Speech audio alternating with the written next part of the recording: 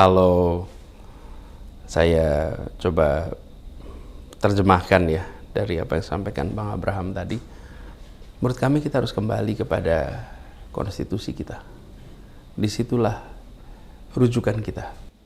Di mana? Di pembukaan Undang-Undang Dasar 45. Di sana dikatakan eksplisit apa saja yang menjadi tujuan kita bernegara.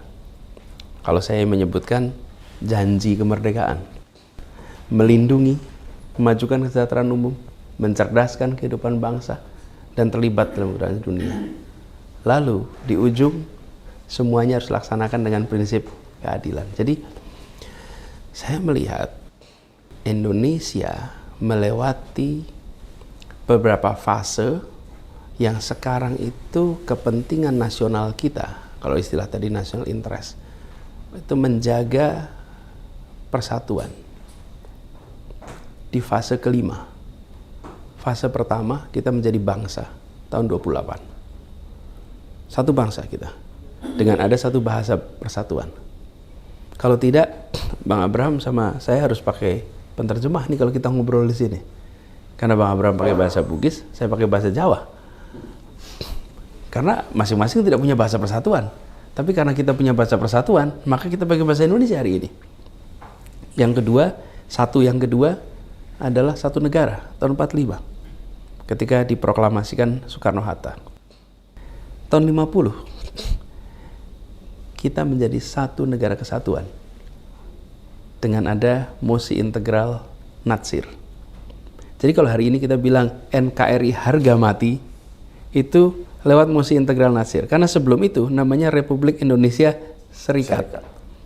Yang banyak sekali negara-negara kecil-kecil di seluruh Indonesia. Jangan dilupakan ini. Ini satu yang ketiga, satu negara kesatuan. Yang ketiga, deklarasi Juanda menjadi satu tanah dan air.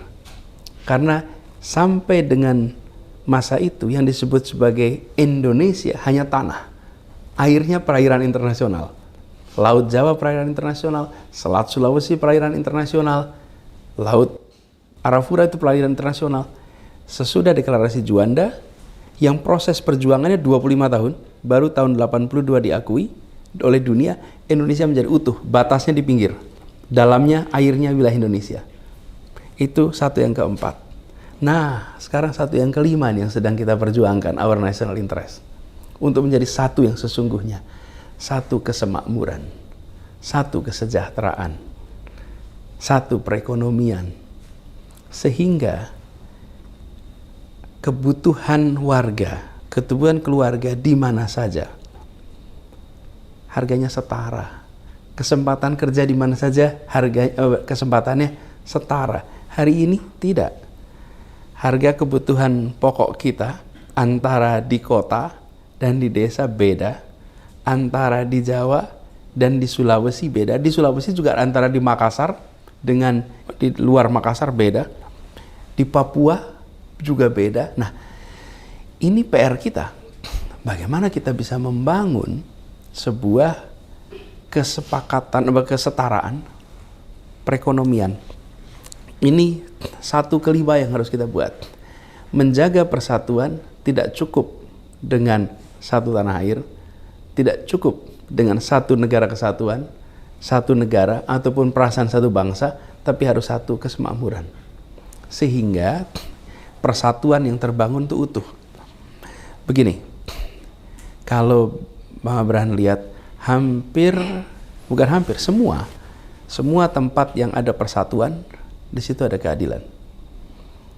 Sulit rasanya membangun persatuan dalam ketimpangan. Kalau ada saya pengen lihat contohnya. Ketimpangan yang menghasilkan persatuan.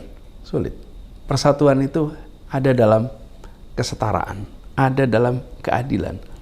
Jadi ketika saya bicara tadi misi membawa keadilan itu, ini loh bukan misi pribadi. Ini turunan dari konstitusi. Kenapa? Karena kita punya kepentingan nasional menjaga persatuan.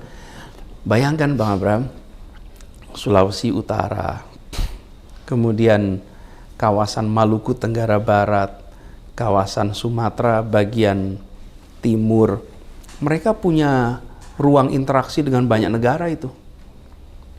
Kita harus memastikan mereka punya kesempatan yang setara. Nah, sektor pangan menjadi penting. Karena itulah kebutuhan dasar yang harus bisa terpenuhi. Perumahan itu menjadi penting. Lapangan pekerjaan menjadi penting. Jadi kami melihat di aspek kepentingan nasional, kalau bahasa tadi, adalah menjaga keutuhan Republik ini. Menjaga persatuan Republik ini. Dan itu didapat dengan Indonesia yang memiliki kesemakmuran, kesetaraan, satu perekonomian.